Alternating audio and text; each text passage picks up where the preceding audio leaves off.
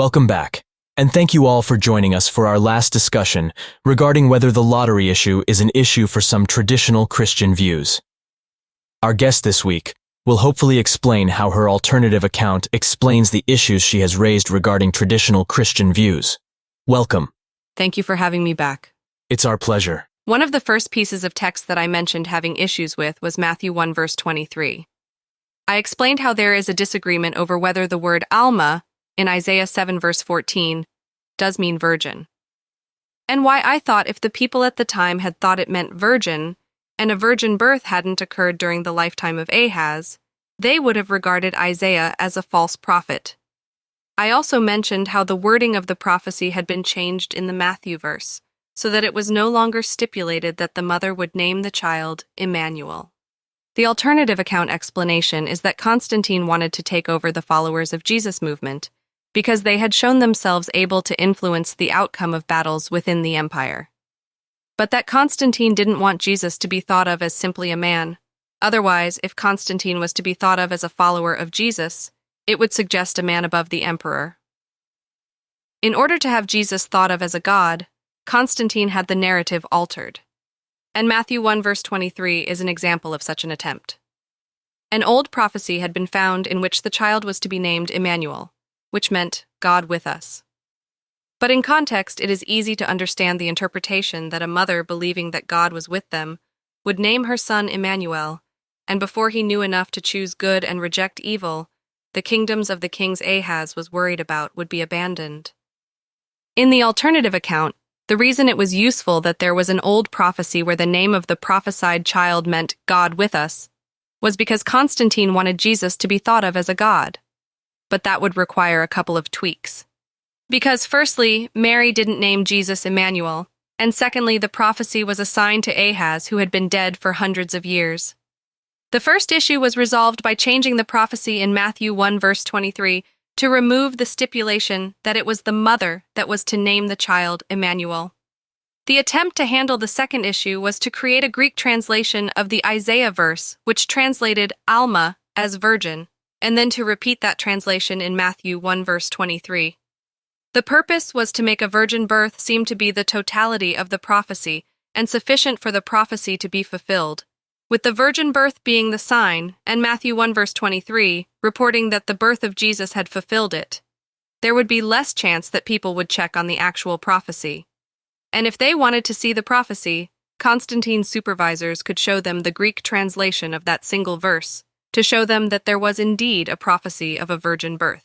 Thus, the alternative account explains why the Isaiah 7 prophecy is only partially quoted in Matthew 1, and also why the part that was quoted was changed, as well as explaining why Matthew 1 verse 23 pointed out that Emmanuel meant God with us.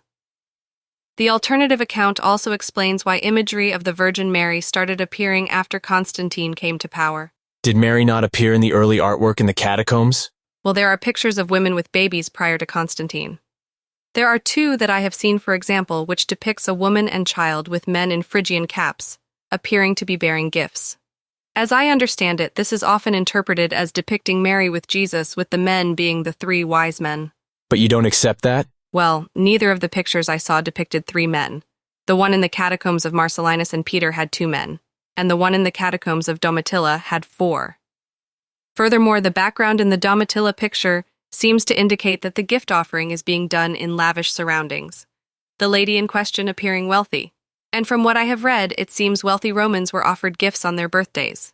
And also, as I understand it, the Phrygian cap is linked to a sect many army soldiers belonged to, a sect which worshipped the fictitious Roman god Mithras, who was often depicted killing a bull while wearing a Phrygian cap.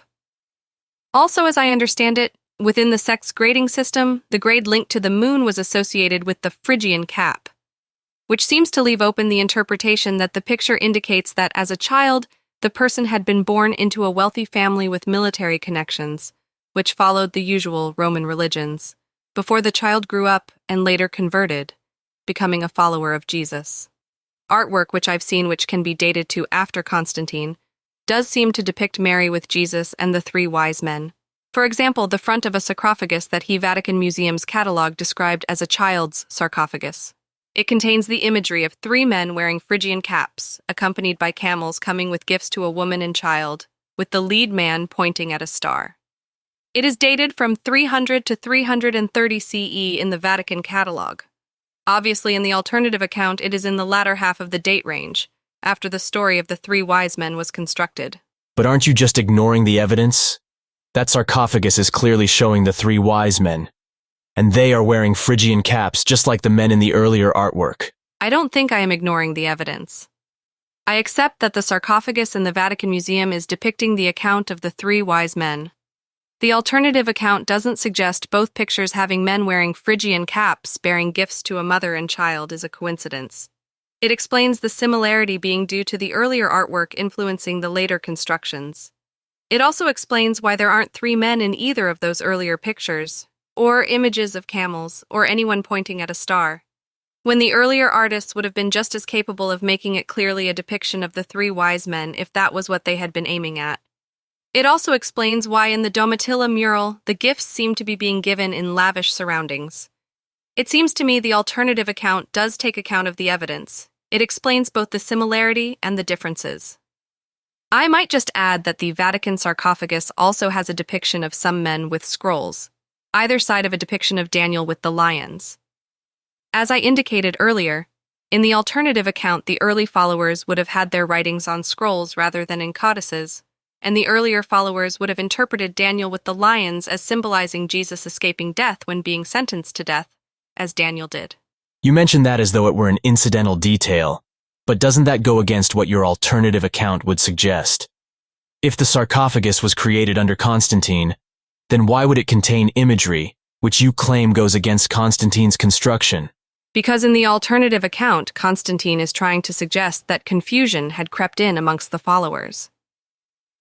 That certain lineages knew certain bits but not others, with many not having the complete picture. The sarcophagus would emphasize that. It would contain a part that the early followers did recognize, the followers with scrolls, and Daniel with the lions. And it would also contain a part that they hadn't previously known about, the three wise men and presumably the virgin birth. It is why in the alternative account Constantine had Gospels like John and Mark, not mentioning anything about Jesus' birth, including it being a virgin birth, giving the idea that there were lots of possible understandings a lineage might have. It allowed the early followers to believe that their branch was based on a report which lacked both a mention of the virgin birth and the three wise men. Items like the sarcophagus would make it seem like there had been a branch which created the sarcophagus, which like them thought that Jesus survived, and also like them had their texts on scrolls rather than in codices, but unlike them had been aware of the three wise men account and possibly the virgin birth. It supported the idea that Constantine was trying to put across, which was that some lineages were missing parts that others had, but that Constantine's church had the overall picture. Before we move on, I should just mention that there was one picture in the Catacomb of Priscilla that I've seen that does seem to depict a woman with a child, and also be depicting what is possibly a star, which could be a reference to the star mentioned in the Numbers 24 verse 17 prophecy, perhaps indicating that the child in the picture is the Messiah, and given that it is found in the tombs of the followers of Jesus, it seems reasonable to suggest that the followers were regarding Jesus as the Messiah. But even if that were the case, it doesn't indicate a virgin birth. Also, this picture is found to the right of a picture which, according to the alternative account, is a picture depicting the parable of the lost sheep. And the woman and the child image is on its side, and the head of the man next to the woman seems to be going over one of the branches of a tree that belongs to the parable of the lost sheep image, perhaps indicating that it was added afterwards. That it is on its side to seemingly squeeze it in also seems to support the idea that it is a later addition, which wasn't considered in the original design. Anyway, I thought I'd mention it. The noticeable appearance of Mary in the artwork after Constantine isn't the only noticeable change. For example, the crucifix, which was absent in the earlier artwork, starts to appear. And the alternative account explains this being due to the message changing. Under Constantine, the crucifixion itself became important, not only because Constantine wanted Jesus to be a god that could resurrect in case anyone else came along claiming to be the Messiah, but also because the crucifixion had become a central part in an argument Constantine's team had constructed to both avoid following Jewish law and place a religious claim on the land promised to Abraham's descendants. The argument is found in Galatians 3 verses 6 to 14. It is roughly as follows. Abraham believed in God, and he was credited with being righteous, even though he didn't follow the laws under Moses. Therefore, it should be recognized that it is those that are of faith who are the sons of Abraham, that people aren't justified by the law, but in faith, that those of faith are blessed with Abraham the believer, that since it is written that everyone who does not abide by the law is cursed, the law itself is a curse, and that Jesus redeemed us from the curse by becoming a curse for us. For the account has the character Paul claiming it is written that, "Cursed is everyone who hangs on a tree," and that Jesus did that in order that the blessing of Abraham would come to the Gentiles, so that the promise of the Spirit could be received through faith. As I mentioned, the purpose of the argument was twofold. Firstly, the Jewish religion came with lots of laws, which Constantine didn't want Roman society to end up being burdened with. Also, according to that Jewish religion, there was text promising the descendants of Abraham a portion of land, Roman land. He wanted to do away with that too. The argument is designed to support the claim that those of Constantine's church have just as much, if not more, right to the blessing granted to Abraham, because the argument claims it is those of faith who are the sons of Abraham, and metaphorically, those of Constantine's church are the descendants who get the blessing of having the land. It isn't really a logical argument, it is more of a series of assertions, but assertions that supported what suited Constantine. But a key part of it is the claim that Jesus had taken on a curse to free people from the curse of the law. And the part Paul seems to be quoting is from a part from Deuteronomy 21 verse 23, because the Septuagint, a Greek translation of the Old Testament, does contain those words. But in this alternative account, what is now often referred to as the Septuagint is a translation constructed under Constantine. And while I mentioned in a previous discussion that in Hebrew the word translated as tree in that verse can also be translated as wood, the same is true of the ancient Greek word used in the verse. The New American Standard Bible, for example, translates it as tree in Galatians 3 verse 13, but as wood in Revelations 18 verse 12. So it could be thought of as suggesting cursed by God is everyone who hangs on wood, and thus be appropriate for Jesus being crucified, which is presumably how Paul was supposed to be looking at it, and why the method of execution, crucifixion, became so important. Because it was being used to claim that Jesus redeemed the people from the curse of the law by being cursed himself, in order that the blessing of Abraham would come to the Gentiles. And thus the claim was developed that the Christian Gentiles had just as much of a spiritual claim to that Roman land as Abraham's descendants. And that is the alternative account's explanation of why the symbol of the crucifix started to appear after Constantine came to power. Because it was important that Jesus had been hung from wood, that it reminded people of the Gospel's claim that Jesus died on the cross was a bonus. By the way, in the alternative account, the original sin-type argument didn't appear until the late 4th century, by which time Constantine was already dead. Well, you seem to be undermining Paul's argument. But how are you suggesting the earlier followers dealt with Jesus being cursed due to being hung on wood? Well, if you look at a Bible translation which isn't based on the Septuagint, you would find that those exact words don't appear. It mentions that the person hung is cursed by God, but if you look at the context, the person hung is one who has committed a sin carrying a sentence of death, who is put to death. And the earlier followers weren't thinking that Jesus had committed a sin carrying a sentence of death. They were thinking he was sentenced in ignorance of the issue at hand, and that what he had done wasn't a sin. Furthermore, while they thought he had been sent for execution, they didn't think he ended up being put to death, but instead escaped, like the friends of Daniel from the fire or Daniel from the lions, and so they weren't thinking he had been cursed.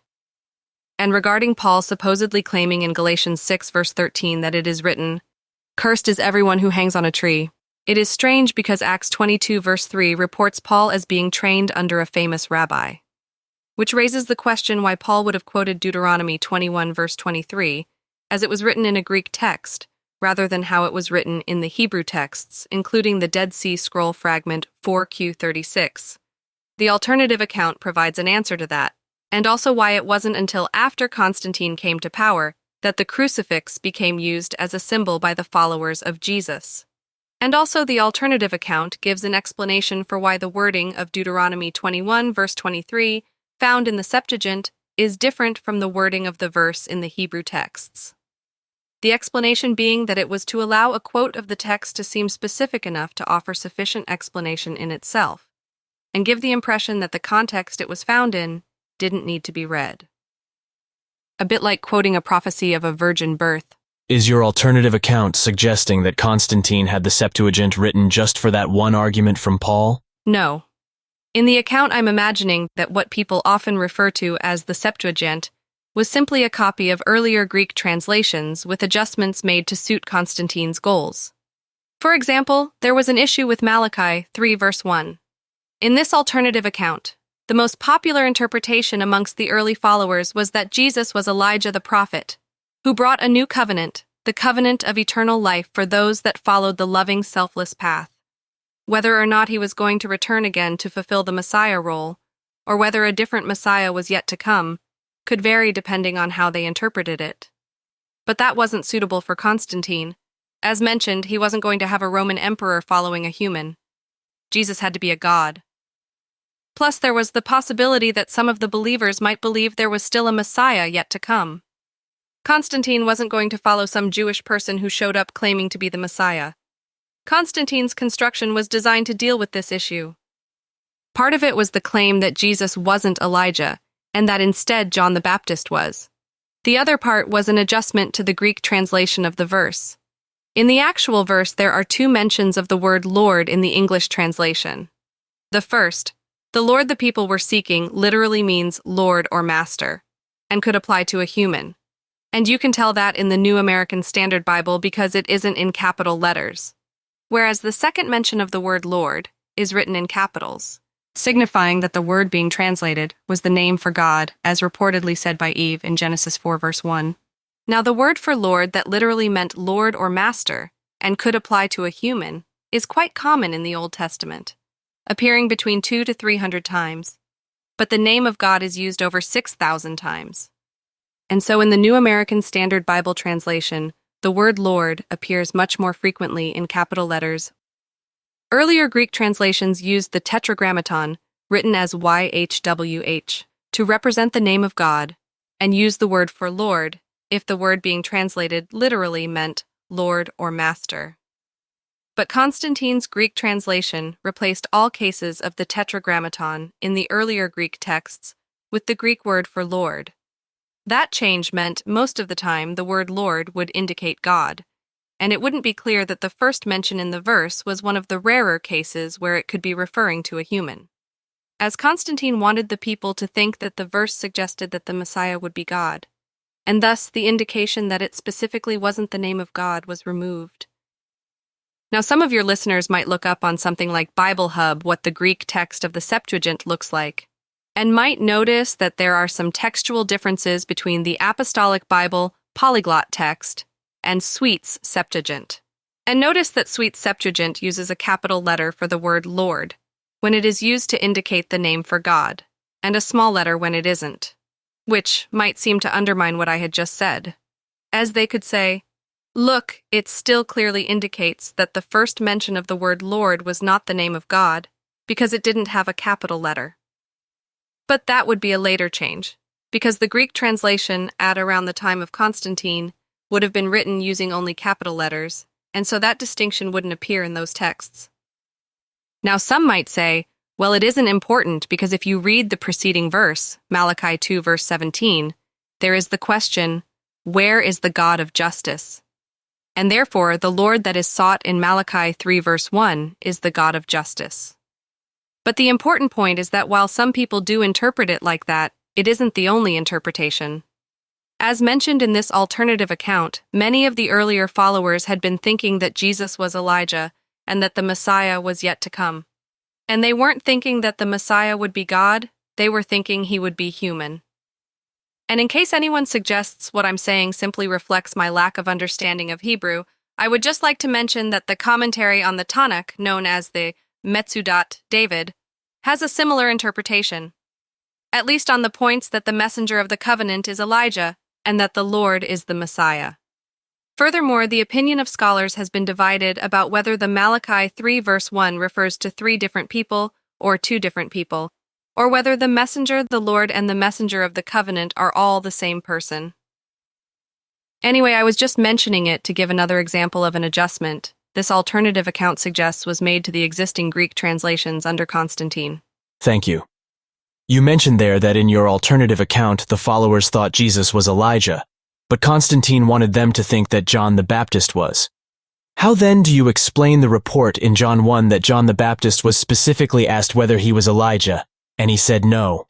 Because Constantine's construction is designed to leave room to explain to the followers why they hadn't realized that John was Elijah, and it uses there being 4 different reports to do that. In the Gospel of John, it isn't explained who Elijah was, and as you say, John 1 verse 21 has John replying that he isn't Elijah. In the alternative account for the Elijah issue, the Gospel of John serves to offer an example of an understanding in which it wasn't understood who Elijah was. But there are the 3 other Gospels. Both the Gospels of Matthew and Mark address the point that the people were expecting Elijah, Matthew 17 verses 10 to 13, and Mark 9 verses 11 to 13. Both have Jesus being asked why the scribes say Elijah must come first, and in both, Jesus states Elijah has already come. And in addition, the Matthew account mentions that the disciples understood from the reply that Jesus had meant that John the Baptist had been Elijah. In the Gospel of Luke, Luke 1 verses 16 to 17, gives an account of how an angel had appeared to John the Baptist's father and told the father that John would go in the spirit and power of Elijah and basically fulfill the final prophecy in the Tanakh, the Old Testament prophecy of Malachi 4 verses 5 to 6. Thus, while the Gospel of John had John denying he was Elijah and didn't contain any further explanation about what had happened to the prophesied Elijah, the other 3 Gospels were jointly constructed in such a way as to acknowledge that the people had been expecting Elijah and to indicate that the prophesied Elijah had already come and that he was John the Baptist. They also addressed the issue of people thinking that Jesus was Elijah. All 3 give an account of where Jesus asks the disciples who the people think he is. Matthew 16 verse 14 states some thought he was John the Baptist, while others thought he was Elijah, and others Jeremiah or one of the other prophets. And both Mark 8 verse 28 and Luke 9 verse 19 indicate that some thought he was John the Baptist, while others thought he was Elijah, and others one of the other prophets. Basically, all 3 indicate that the people thinking that Jesus was either Elijah, John the Baptist, or some other prophet. The explanation for this in the alternative account is that Constantine didn't want it reported that pretty much everyone had been thinking Jesus was Elijah, because a major theme in the construction was to make the earlier followers feel as though their branch of understanding was a minority view and a view held due to ignorance of the bigger picture. Now, the suggestion that people might be thinking Jesus was John the Baptist might seem strange, considering John the Baptist was supposed to be a contemporary of Jesus, but both the Matthew and Mark accounts offer explanations. The Matthew 14 verses 1 to 2 account explains that when Herod heard about Jesus, he told his servants that Jesus was John the Baptist risen from the dead. And Mark 6 verse 14 also mentions Herod hearing about Jesus and has people saying that John the Baptist has risen from the dead. But how is the Gospel of John compatible with the other 3 Gospels? Because John is denying he is Elijah in John 1, while Luke 1 has Zechariah being told by an angel that John would be Elijah. I can understand why the reports might seem incompatible. But the Luke 1 report allowed it to be suggested that John wasn't literally Elijah, but would go forth in the spirit and power of Elijah, and was the person mentioned in the Malachi 4 verses 5 to 6 prophecy. That he wasn't literally Elijah was what caused the confusion, and why John answered no when asked whether he was Elijah. Because he wasn't literally Elijah. One problem with the construction, as I understand it, is that the actual prophecy is written in such a way that it indicates that Elijah will be sent. Not someone like Elijah in certain ways. That not only is Elijah a proper noun and a definite object, but the marker placed in front of it in the Hebrew text emphasizes the point, in case it had somehow been ambiguous.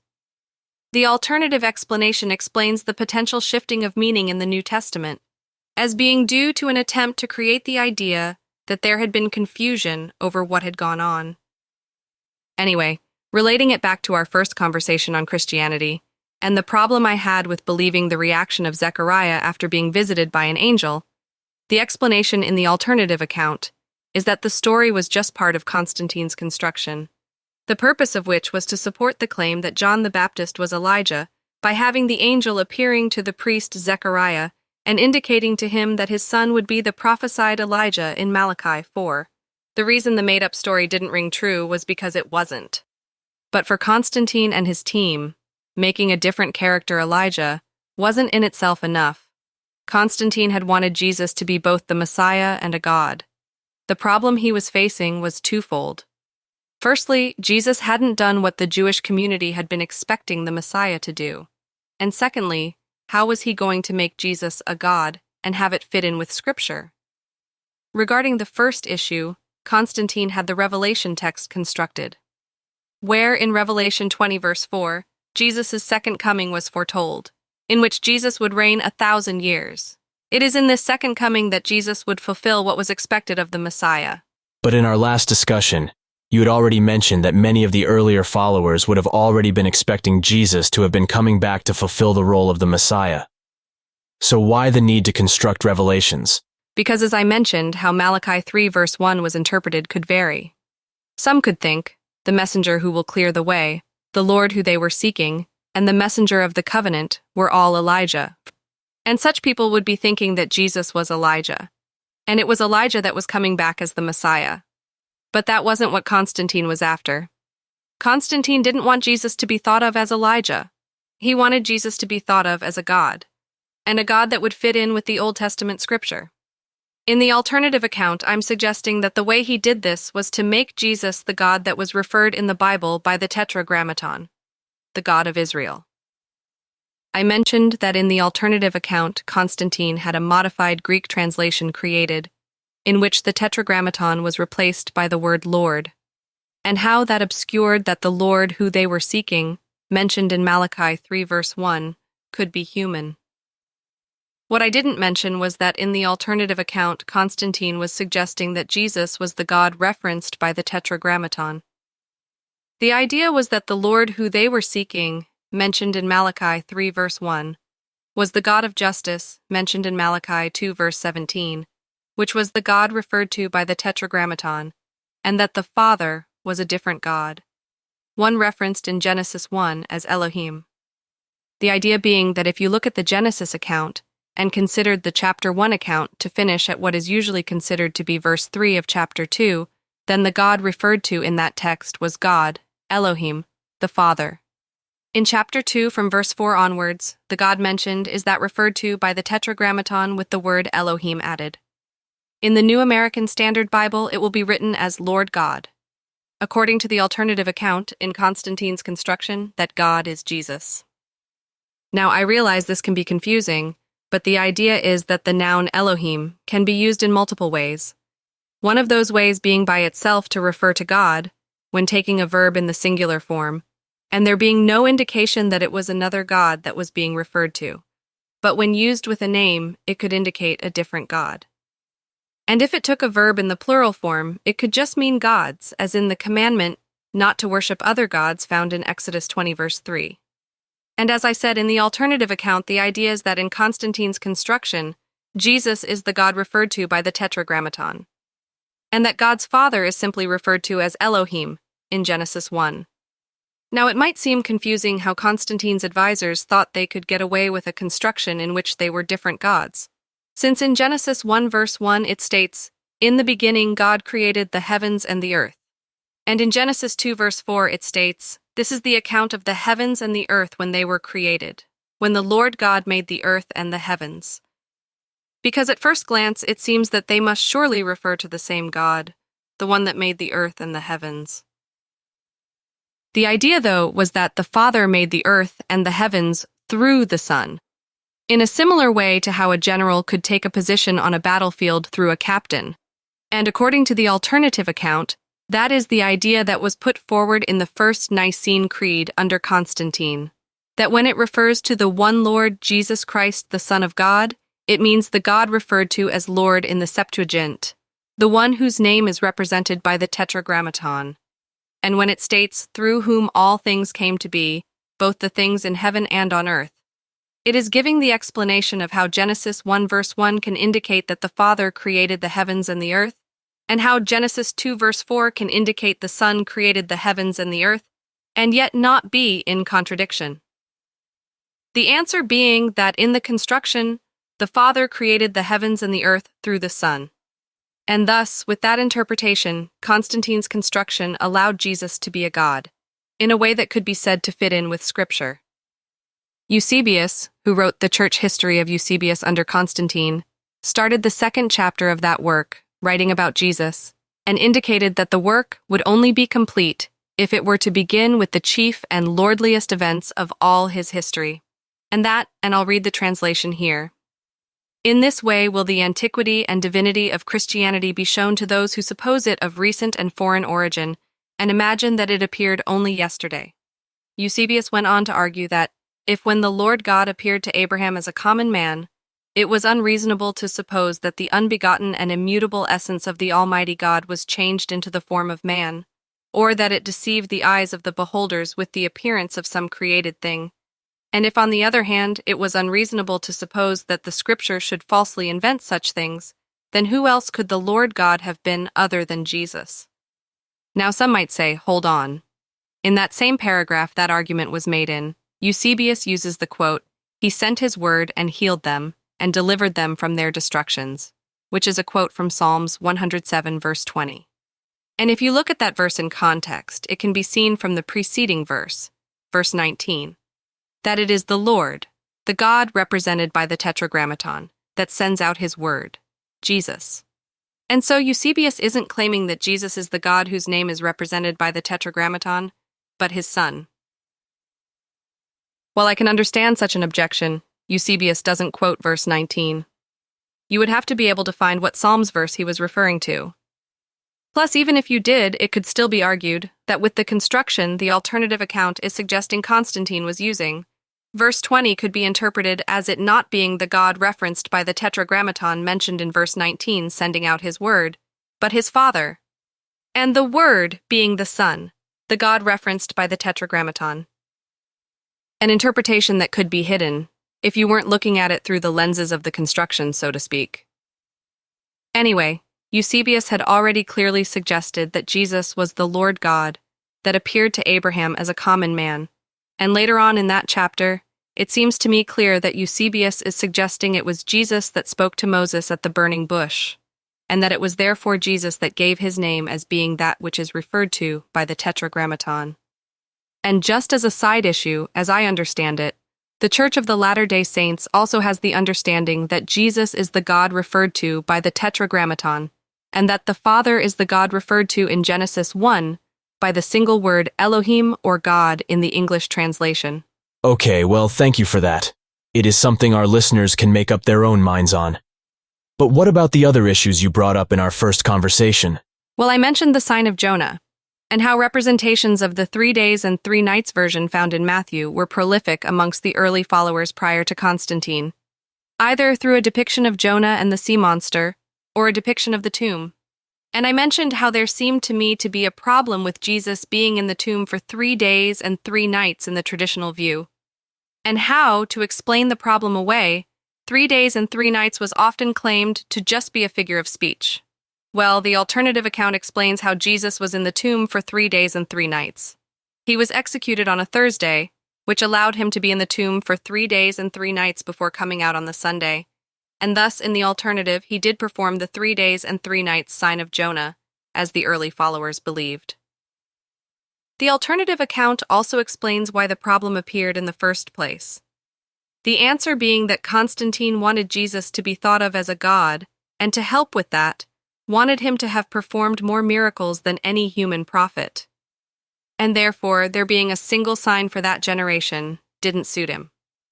And thus, the Gospels were constructed to create confusion around the subject. Matthew 12 verses 39 to 41 provided the narrative the early followers were familiar with, that there would only be one sign, Jesus being in the heart of the earth for 3 days and 3 nights, like Jonah was in the stomach of a large sea creature for 3 days and 3 nights. whereas the sign of Jonah, as reported in Luke 11, verse 29 to 32, doesn't mention anything about 3 days and 3 nights, neither in the tomb nor in the belly of the sea monster. It gives the impression that the sign of Jonah would be Jesus being a greater sign than Jonah was, and that report allows the other miracles to happen without there being a contradiction. Jesus performing the other miracles would just make him a far greater sign than Jonah. Furthermore, it was reported at least twice in each of the Gospels of Matthew, Mark, and Luke that Jesus had stated that he would be killed and then rise from the dead on either the 3rd day or 3 days later, which allowed Constantine's supervisors to explain away the single report of 3 days and 3 nights in Matthew as a misunderstanding. That in some lineages, the sign of Jonah had been conflated with Jesus prophesying he would be raised from the dead on the 3rd day. I think it is interesting to note that the Luke 24:46 report states, "And he said to them, 'So it is written, that the Christ would suffer and rise from the dead on the 3rd day.'" It seems to offer scriptural support to the idea that Jesus would rise on the 3rd day, rather than being in the tomb for 3 days and 3 nights, and so could have convinced many of the followers. What I think is interesting about it is that it isn't written anywhere in the Old Testament that Christ would suffer and rise from the dead on the 3rd day.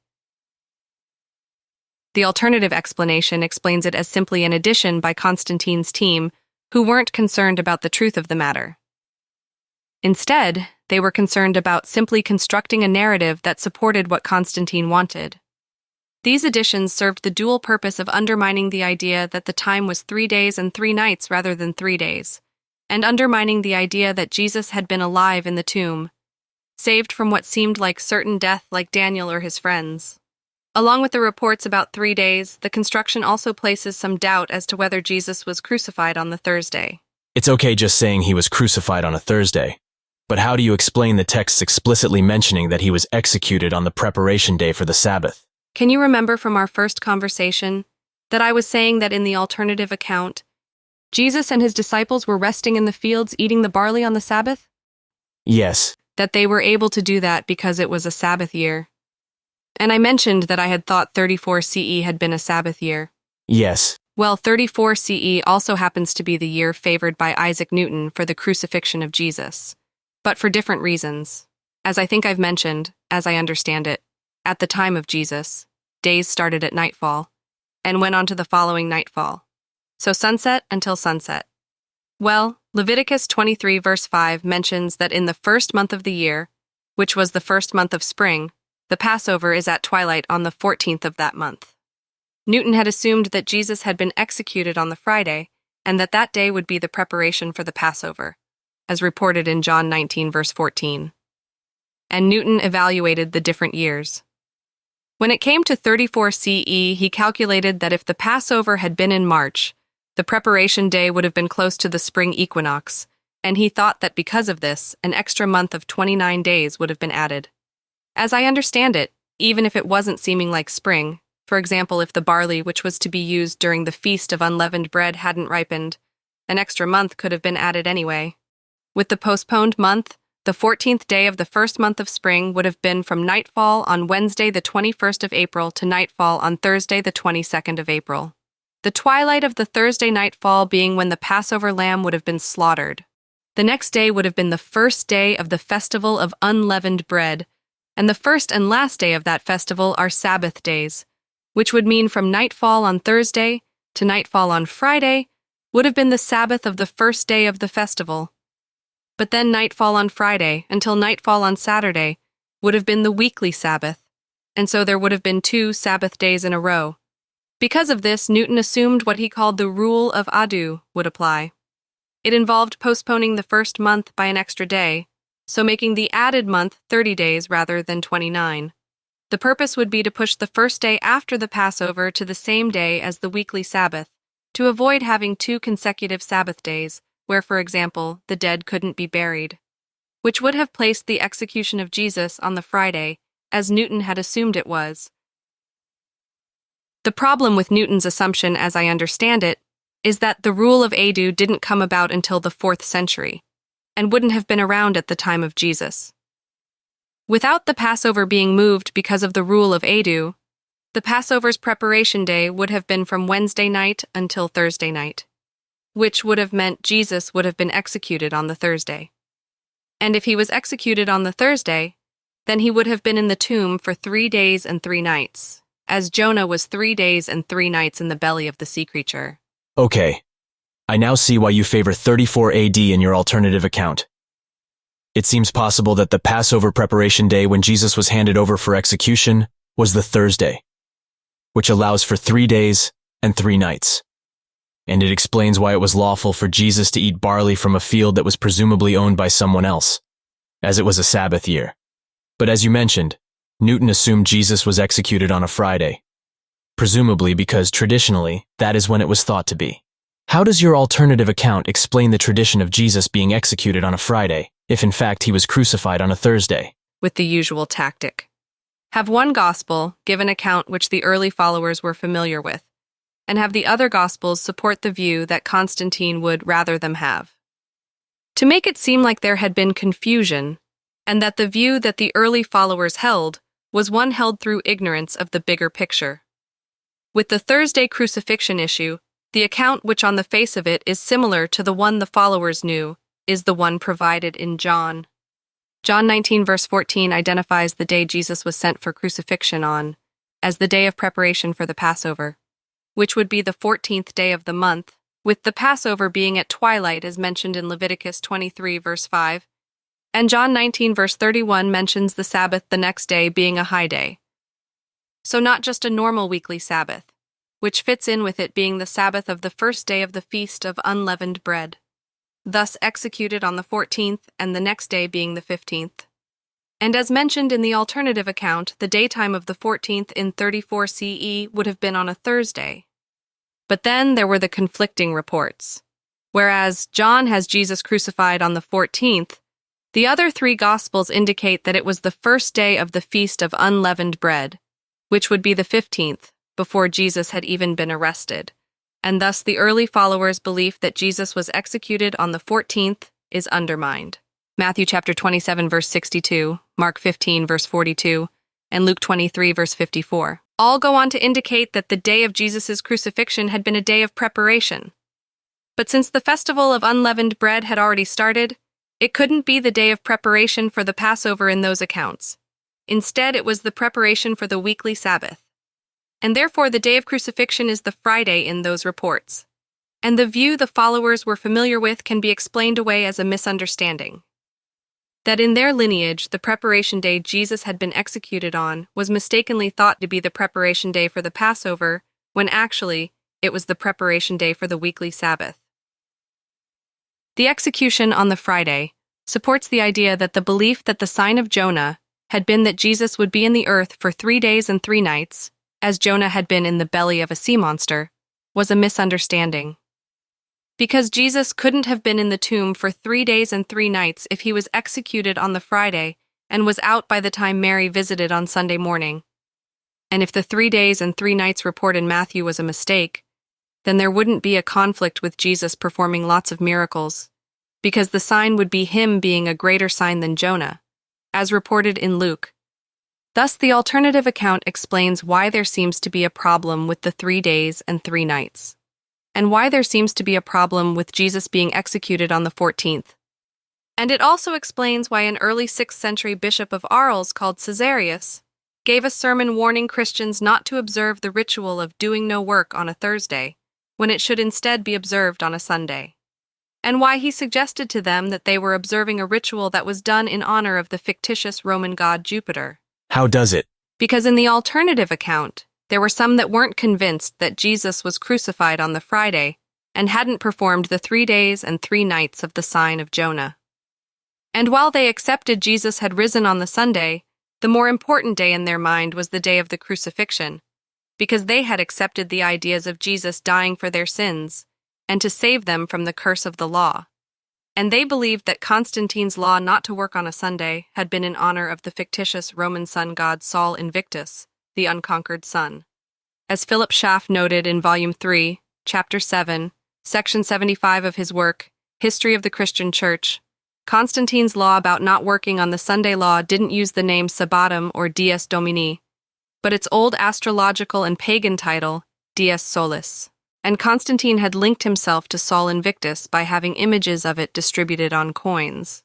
He also used to include images of an 8-pointed star on his coins.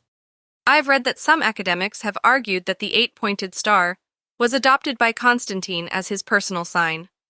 Anyway, in the alternative account at least, the 8-pointed star represented the sun, providing a further link between Constantine and the fictitious Roman sun god. And the interpretation that the 8-pointed star represents the sun seems to be supported by coins released by Licinius, which depict an 8-pointed star next to a crescent, leading to the interpretation of the sun and the moon. In the alternative account, Constantine's depiction of the Roman sun god and sun imagery on coins, and the lack of any mention of Jesus or his resurrection or the Sabbath or the Lord's Day in his declaration that no work should be done on a Sunday, only heightened the early followers' suspicion that it was being done for pagan purposes.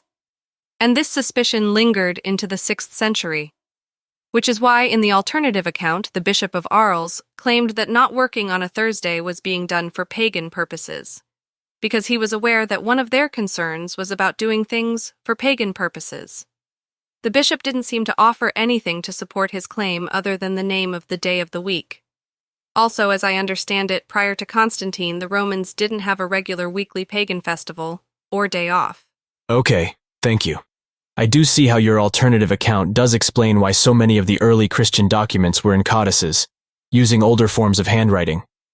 But do you accept that for it to be correct, there would have had to have been an extraordinary amount of forging going on? Not just the construction of the New Testament, but also of the works of the early church fathers. Yes, I do accept that. But if that had have been the case, it would explain other things. For example, other additions in the artwork. Not only did the crucifix appear, but also a depiction of creatures, one with the face of a man, one with the face of a calf, and another with the face of an eagle, and the other with the face of a lion. These 4 seem to be an attempt to depict the creatures mentioned in Revelation 4 verses 7 to 8. And the creatures of that verse were mentioned in the work known as Against Heresies, supposedly written by Irenaeus around the 2nd century. And in Book 3, Chapter 11, the text contains the claim that it is not possible that there could be more or fewer than 4 Gospels, because there are 4 regions of the earth, 4 principal winds, and the cherubims in Ezekiel 10 verse 14 had 4 faces, and then it mentions the 4 living creatures mentioned in Revelation 4 verse 7. It is another example of an argument that doesn't really work, and is simply a series of assertions. It could just have easily been asserted there could only be 1 gospel, because there is only 1 God, or that there could only be 2 gospels because there are 2 heavens, or 3 gospels because Noah had 3 sons, or whatever. The alternative account explains this as it simply being another construction, which is made to suit Constantine, with no care for the truth. But the reason I brought it up wasn't that the argument didn't work. It was because the creatures appeared in the post-Constantine artwork, representing the 4 Gospels. Because Irenaeus had linked John to the creature like a lion, Luke to the creature like a calf, Matthew to the creature with the face of a human, and Mark to the creature like an eagle. I don't find it surprising that the visual imagery for the Gospels that Irenaeus supposedly supplied would feature in Christian artwork. After all, they would be visually striking. What I find surprising, if the traditional view was correct, were them not appearing in the artwork before Constantine. After all, Irenaeus was supposed to have written the text in the 2nd century, so why would such imagery only appear in artwork after Constantine? The alternative account's suggestion that the writings of Irenaeus were forged under Constantine would explain it. I can see your point. But if it was being said that there were only 4 Gospels and there could be no more and no less, then what were the texts of the earlier followers being explained as? I don't know, and could only make a wild speculation about it. That doesn't seem to have stopped you so far. So please go ahead. Well, in that case, I could go with an alternative account in which there being only 4 Gospels wasn't meant to mean there had only been 4 reports about what had happened, but that out of the reports there were 4 that had been chosen by the church, and that they were right to have chosen only 4. Additionally, there was a story created in which a man named Tatian, who had in some ways been a heretic, had blended the Gospels into one narrative, which gave the followers some options as to how to explain the text they had. Eusebius mentions Tatian's text in paragraph 6 of Book 4, chapter 29 of his church history. Eusebius mentions that Tatian formed a certain combination and collection of the Gospels into a text which he called the Diatessaron, in which he had paraphrased certain words to improve their style, and he mentioned that it was still in the hands of some. Therefore, one option for the supervisors would be to inform any early followers that showed their text that it might be a cut-down version of Tatian's Diatessaron, that sometimes copies had been cut down, in order that the teachings could be produced and distributed more quickly, but at the expense of the miraculous signs being removed. Carl H. Kraling, in his short book, A Greek Fragment of Tatian's Diatessaron from Dura, thinks that the Dura fragment is undoubtedly part of the Diatessaron. He thinks it gives a glimpse of what the actual text of the Diatessaron would have been before it conformed to the church standards and authority, because in the alternative account there were Diatessaron versions created under Constantine based on texts of early followers, which had numerous miracles added. Did you say that Kraling's book was titled A Greek Fragment of Tatian's Diatessaron from Dura? Yes.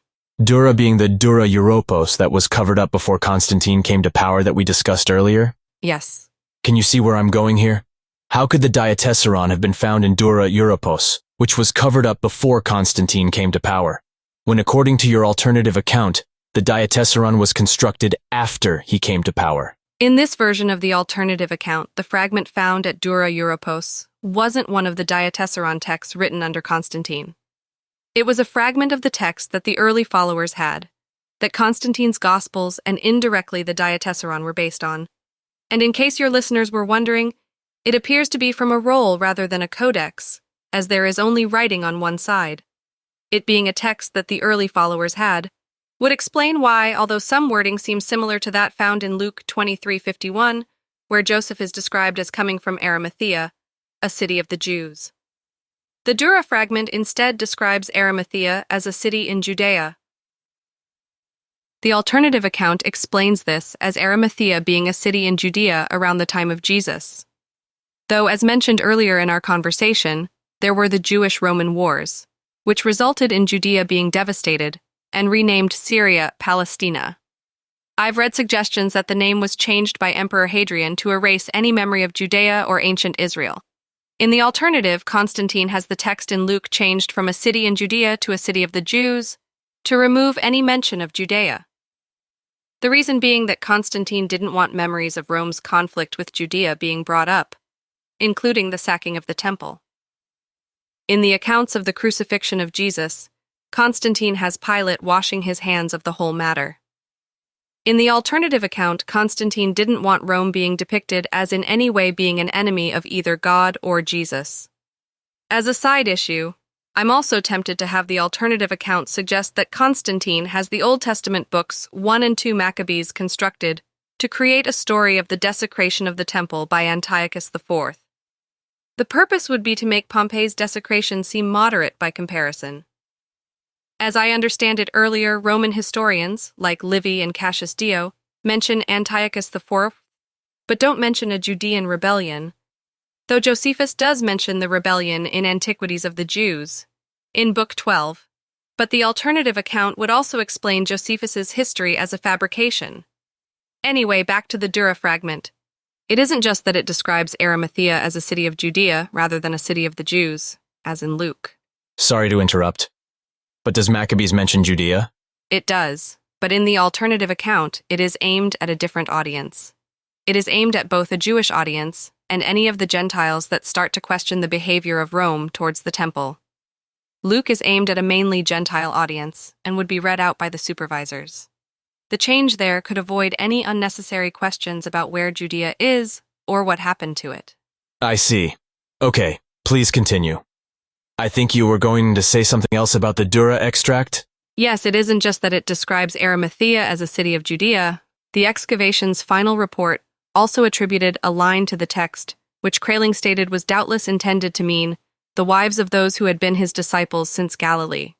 C. Badford Wells and his colleagues in the final report on the Dura Papyri comment that, while initially there was a tendency for scholars to agree with Kraling and regard the Greek text as an original copy of the Diatessaron, Others later gave alternative suggestions, such as it being a mistranslation from a Syriac version, for example. For those interested, George D. Kilpatrick explains in his article, Dura Europos, the Parchments and the Papyri, why he finds those suggestions unconvincing. I won't go into the arguments here, but if your listeners are interested, they could look it up. In this alternative explanation, the line doesn't come from some mistranslation. It comes from Jesus' early disciples having wives. The reason there is no mention of the disciples having wives in Constantine's New Testament, or Constantine's Diatessaron, or in any of the writings of his church fathers, is because it went against Constantine's plans for the supervisors of his church.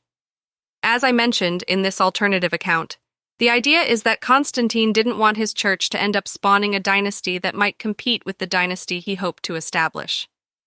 And as such, Constantine didn't want the disciples to have set the precedent by having wives. Thus, the reference in the followers' text to the disciples having wives was removed.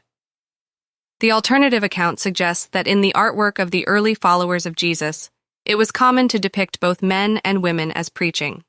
Often on the ceilings, they surrounded the central picture, the number of women being equal to the number of men, 2 of each. In this alternative account, the equality amongst the followers changed in Constantine's church, because rather than it being based on the teachings of Jesus, it was based on Roman society at the time, a society in which the men tended to hold the positions of authority. In Constantine's church, women were instructed to accept the authority of men and could no longer teach people about Jesus. Constantine has Paul in 1 Timothy 2 verses 11 to 12 writing, "A woman must quietly receive instruction with entire submissiveness, but I do not allow a woman to teach or exercise authority over a man, but to remain quiet."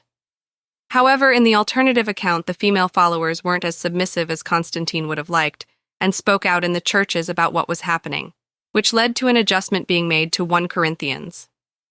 The text that was added was as follows. The women are to keep silent in the churches, for they are not permitted to speak, but are to subject themselves, just as the law also says. If they desire to learn anything, let them ask their own husbands at home, for it is improper for a woman to speak in church. It seems to be found in all manuscripts of 1 Corinthians, but as Brent Nongbre points out, the text can appear in different places. It's standardly found in verses 34 to 35, but in some manuscripts it comes after 1 Corinthians 15 verse 40, which has suggested to some scholars that they might be later insertions, and not part of earlier copies of Paul's letters. Not only were the women no longer considered equal within the religion, those not working for the church were no longer encouraged to preach. If the message was going to be spread, Constantine's officials would do it, to ensure that the message remained in line with the official version, and not the version the earlier followers had previously been preaching. In line with this, the people with hands raised in the earlier artwork were said to be praying rather than preaching. But with not wanting the people to preach anymore, and instead have those that worked for Constantine's church do the preaching, the parable of the lost sheep had to be dealt with. The tactic was twofold. One part was to suggest that the shepherd in the parable wasn't a follower acting as a shepherd, but was Jesus himself. In order to do this, texts such as Tertullian's Modesty were created.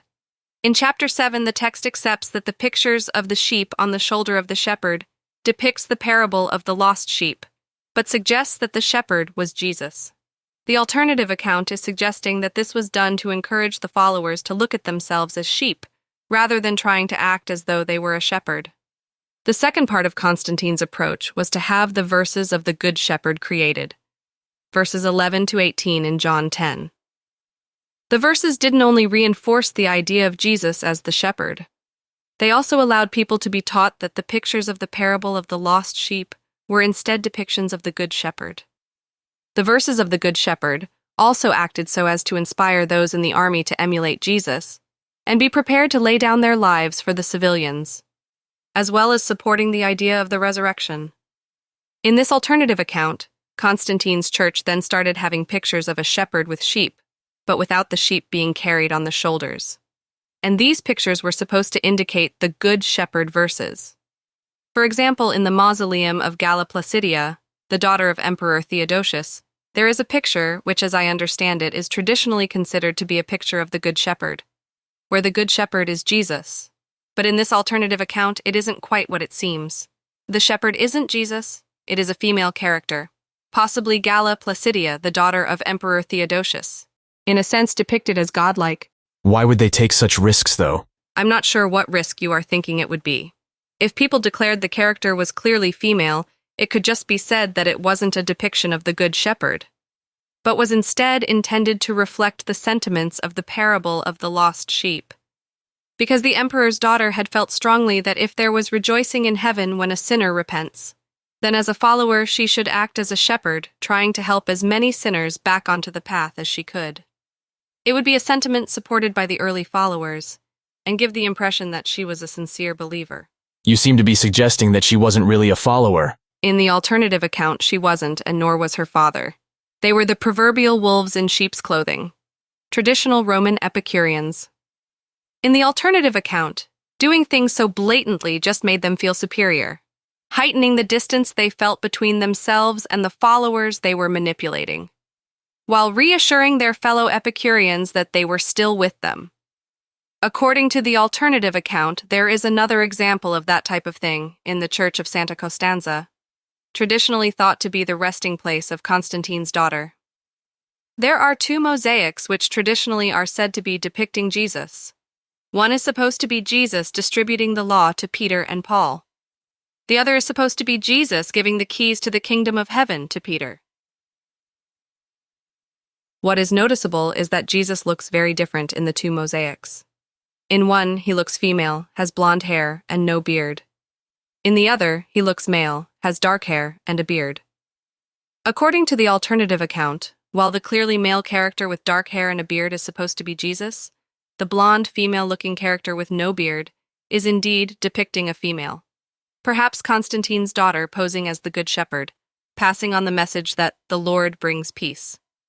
Though who the Lord is supposed to be is left to interpretation. It could be interpreted as meaning Constantine by an Epicurean audience.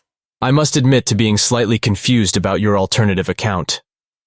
On the one hand, you seem to be suggesting that the majority of followers have come in line with Constantine's church. And on the other hand, regarding those pictures, when assessing the risk in producing such works, you seem to be evaluating the risk in terms of how those that aren't in line with Constantine's church would take it. I was imagining that those that had come in line with Constantine's church would believe the women in question held the view that they should help bring sinners to the path, because the parable of the lost sheep mentioned the rejoicing in heaven over the sinner that repents. And while the pictures did have suggestions of them being shepherdesses, the sheep weren't depicted on the shoulders, and it wasn't being suggested that they were the shepherd of the parable. And since that audience was one that had accepted what had been done so far, I wasn't imagining they would be considered such a risk. More of a concern would be how people that hadn't followed the church would react, because they could include those that had suspicions about the church and those running it. And explanations which fell more in line with their religious viewpoint might even make it seem like there were those sympathetic to their religious viewpoints within it. Thus, although I am imagining that the majority had followed the church's teachings, there was still a concern over how well the whole thing would hold up and what the minority were up to, and that this concern existed into the time of Theodosius. Do you remember how we talked about Constantine making a creed which all Christians were to accept at the Council of Nicaea? Yes. Well, at the Council of Nicaea, Constantine didn't just make the Nicene Creed. He condemned the opinion of a man named Arius, whose opinion included the idea that there was a time before Jesus was created, and that Jesus had free will, and was effectively a creature. In the alternative account, the early followers believed that Jesus was a human being, like them, and Moses. But at the meeting, such opinions were declared by Constantine and his supervisors to be both mad and blasphemous. And in the alternative account, the decision, or a summary of it, was read out in the churches. As well as Constantine's decision that any treatise composed by Arius should be burned, it was also declared that if anyone concealed such work and didn't instantly bring it forward and burn it, then the penalty should be death. And in the alternative account, the supervisors would go on to suggest that what they had previously assumed were cut-down versions of the Diatessaron might actually have been versions of texts distributed by followers of Arius, edited so as to remove any indication that Jesus had been God, including the removal of the numerous miracles, and that they had been informed that such texts would be considered a treatise by Arius and should be handed in for burning. At this point, over a decade after the Battle of Milvian Bridge and the establishment of Constantine's church, Constantine had quite a firm control over the movement. But this attempt to get the early texts burned was slightly risky, because those early followers that hadn't submitted themselves to the teaching of the church and wanted to hold on to their texts were now under the threat of death. And it created the problem that now they were effectively outlawed. They weren't going to openly state they held such opinions, which made it difficult for the authorities to know how many of them there still were. In the alternative account, the potential threat is why Constantine's son attempted to offer a compromise with which to convert more early followers to the church and reduce any risks. By holding the view that although Jesus was not of the same substance as God, he was nevertheless of a similar substance. But Constantine's son was overthrown by Julian, who favored a more traditional Roman mythology. And after Julian's death, there was a short succession of other emperors before Theodosius came to power, eventually ruling over both the western and eastern parts of the empire. In the alternative account under Theodosius, Christianity returned to pretty much what Constantine had constructed, with some subtle differences. One difference was the introduction of the Holy Spirit as an entity that was to be worshipped, and the Nicene Creed was changed to reflect that. Another difference was a move away from the idea that the conflicting reports of the Gospels showed that there had been confusion, towards the idea that the Gospels were instead in harmony and without error. Because some of the more blatant mistakes could be used by those in the minority to suggest all wasn't as it seemed with the church texts.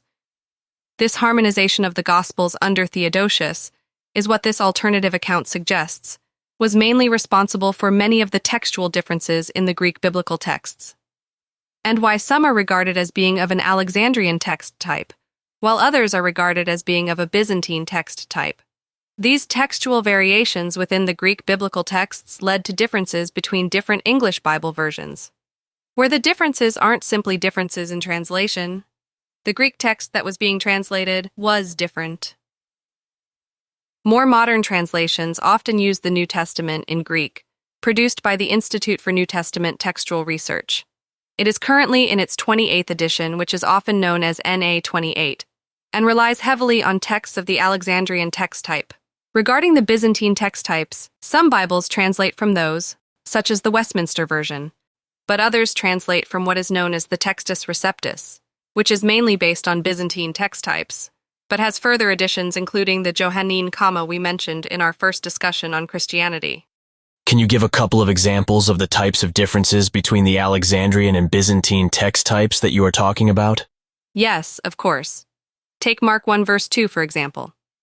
In the New American Standard Bible, which is mainly based on Alexandrian text types, verse 2 reads, "Just as it is written in Isaiah the prophet, Behold, I am sending my messenger before you, who will prepare your way."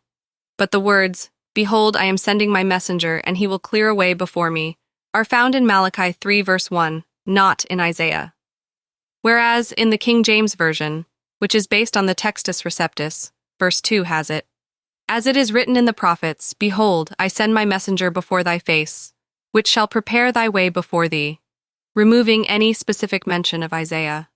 And thus is, in the alternative account, an example of the text being revised to remove glaring errors. Another example would be Luke 24 verse 46, which I mentioned earlier. In the New American Standard Bible, it reads, "And he said to them, So it is written, that the Christ would suffer and rise from the dead on the third day." If you remember, the issue was that as far as I am aware, there is no mention that the Christ would suffer and rise from the dead on the third day in the Old Testament. What I hadn't mentioned was that the issue was resolved in the Byzantine text types, such that the King James Version reads, "And said unto them, Thus it is written, and thus it behoved Christ to suffer, and to rise from the dead the third day," which resolves the issue. Instead of Jesus saying, "So it is written that Christ would suffer and rise from the dead on the third day," it seems to suggest Jesus simply said, "Thus it is written," and doesn't explicitly mention what it was that was written, which had opened their minds to understand that it was Christ's duty to suffer and rise from the dead on the third day.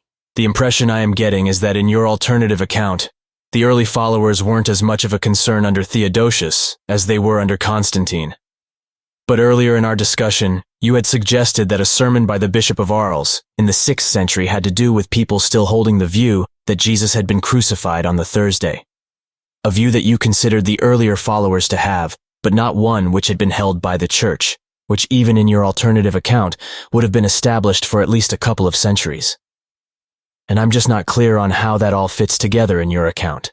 In the alternative account, the amount of concern about the early followers' understanding would have diminished, because their numbers would have made less of a difference to any military outcome. But the alternative account doesn't suggest that there weren't any remnants of the earlier understanding still in circulation. It suggests there were, which is why it was possible that an understanding at odds with that promoted by the Church could remain or grow in one area more than it did in other areas, resulting in concerns over practices in a certain area and thus the sermon. The alternative would claim that the sarcophagus from the Santa Maria Antiqua in Rome supports the idea of the Church being aware of that. The sarcophagus depicts a female follower of Jesus preaching from what has been read to her from a roll, rather than a codex. To the left of that scene is the sign of Jonah, and to the right of it is the parable of the lost sheep. But something isn't quite right. To the right of the parable of the lost sheep depiction is a depiction that at first glance might be thought to be a depiction of Malachi 4 verse 6, where the heart of the father is turned towards the child, and the heart of the child is turned towards the father. But the child is depicted as looking away from the father. And when you look closer, it can be seen that the child's feet appear to be in a river, and so it could be thought to be a picture of a baptism.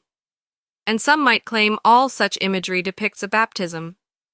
In the alternative account, that isn't the case.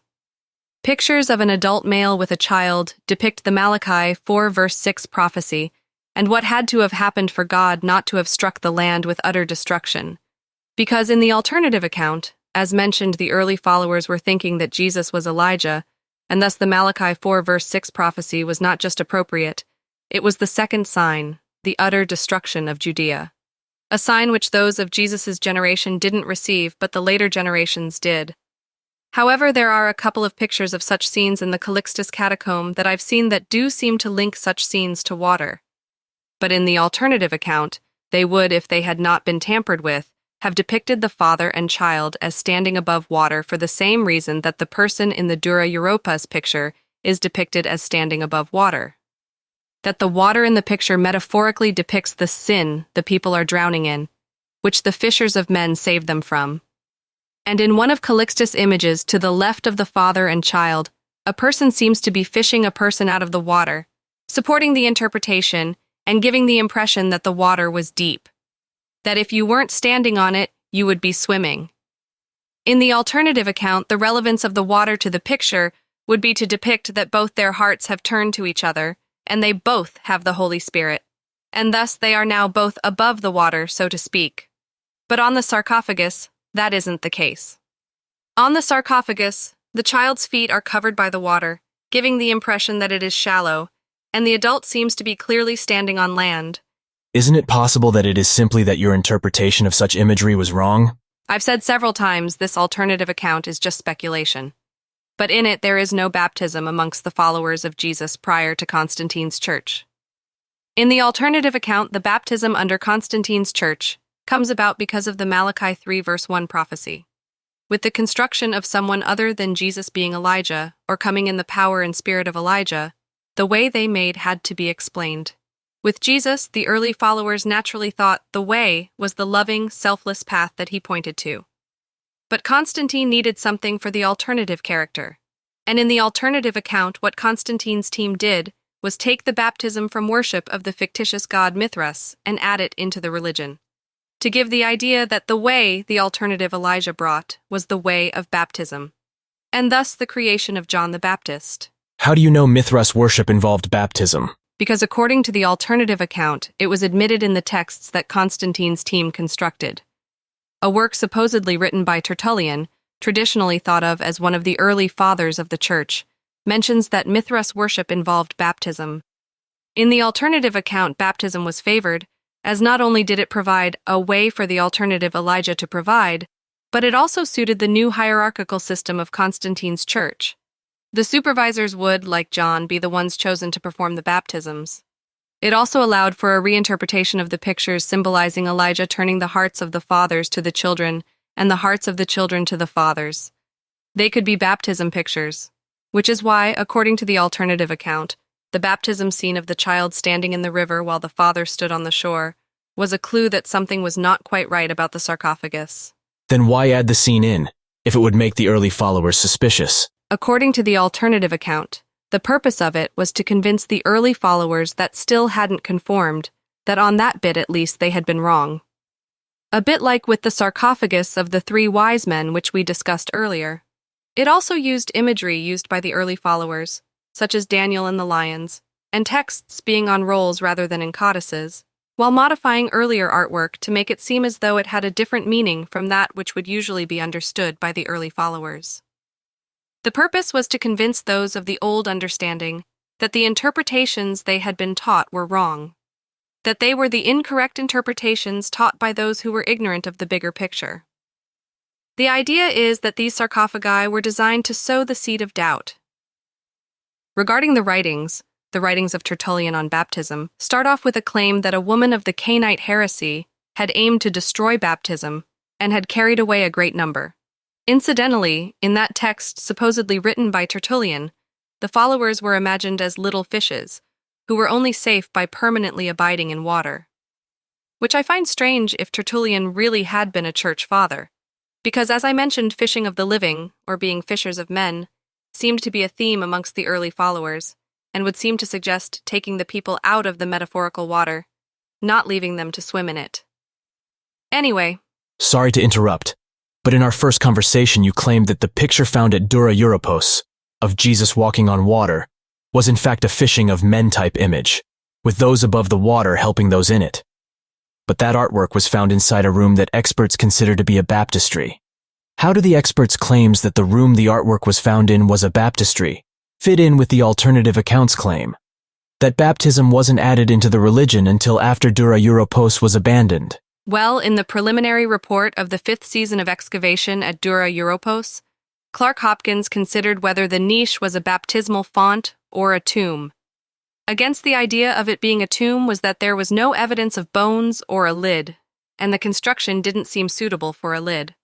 Furthermore, a gray coloration, which was also found in the basins of the baths in Dura Europos, indicated that it had contained water, and therefore Hopkins concluded that the evidence pointed towards it being a baptismal font. But from the alternative account perspective, this was a false dichotomy. It didn't have to be a baptismal font or a tomb. In the alternative account, it held water for the washing of feet, which seemed to be a cultural thing. It was mentioned 4 times in Genesis how water was brought for travelers to wash their feet, and it was given a religious significance in Exodus, when a basin for washing not only the feet but also the hands was placed in between the tent of meeting and the altar.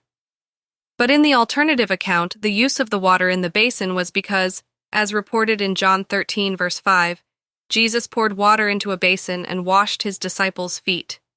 And as reported in John 13 verses 12 to 15, he instructed his followers to wash one another's feet. Against the idea of it being a font for baptism, the Gospel accounts have John the Baptist baptizing in a river, and the sarcophagus also seems to show the baptism being done in a river. And Dura Europos is situated on the southwest bank of the Euphrates, a river mentioned in the Bible. If there was any baptizing to be done, why wouldn't it be done in the river? In contrast, I would expect the washing of the feet to be done with water from a basin, because Jesus was reported as using water from a basin for that purpose, and it would be convenient if the basin could be filled from the font. The walls of the font seemed to be thick enough to allow people to sit on them while they had their feet washed. Also, the washing of the feet is traditionally done as the people rest, so it wouldn't make sense to have to walk down to the river to wash the feet, and then have to walk back. Anyway, the explanation in the alternative account of the expert getting it wrong is that they didn't seem to consider the washing of the feet, or seem to consider the proximity to the Euphrates. But weren't baptismal verses found on one of the Dead Sea Scrolls, indicating that the baptism ritual was taking place amongst the Jewish community, before Constantine? There is a scroll which I've read being described as a baptismal liturgy.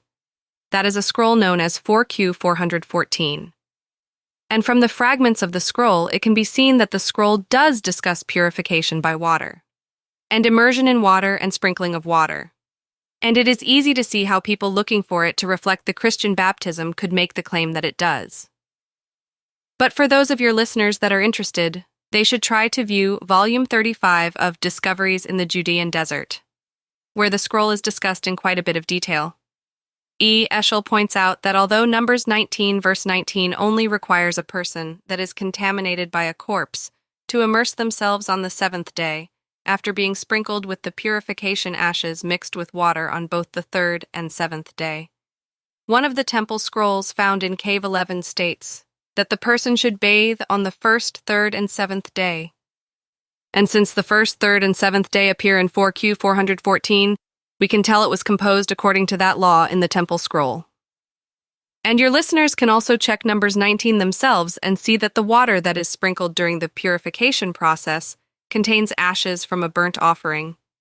The reason I mention that is that while there has been immersion and sprinkling in the Jewish tradition, it predates the time John the Baptist was supposed to exist, and seems to me to be quite different from the Christian baptism. Okay, thank you. I think we really do need to leave it there. Thank you for coming to talk to us again. Can I just finish off the point I was going to make about the Santa Maria Antiqua sarcophagus? Yes, of course, but please make it quick. We were discussing the bishop in Arles giving a sermon regarding some people not working on a Thursday. And you were curious about why, if the amount of people with the understanding of the early followers was so small, should he have been giving the sermon? And I was explaining that in the alternative account, there still were people that held at least remnants of the understanding of the early followers. And I was giving the Santa Maria Antiqua sarcophagus as another example to go along with the Bishop of Arles' sermon to support this suggestion. While the early artwork has led some experts to date the sarcophagus to around the 3rd century, in the alternative account, I would guess it to have been around the time the church was built, which is thought to be around the 5th century. And apart from sowing seeds of doubt, the design of the Santa Maria Antiqua sarcophagus would have had another purpose: to attract the attention of those that understood the symbolism, and to encourage them to inquire from the supervisor the story behind the sarcophagus, and thus expose themselves as people that still understood the symbolism. According to the alternative account, the effort of having the sarcophagus commissioned reflected the concern there still was that there were still pockets of followers that hadn't converted over to the church teachings. And a feature of the sarcophagus, which the alternative account would claim supports the idea that it wasn't commissioned by true followers of Jesus, is a feature that was presumably hidden by wood at the time. Out of sight, around the back, is an image of the fictitious Roman god Neptune holding his trident. Also, just one final thing, just to be clear, I'm not claiming the alternative account is correct. But if God asked me whether I could have imagined an alternative account, the answer would be yes. And the one I've supplied is an example.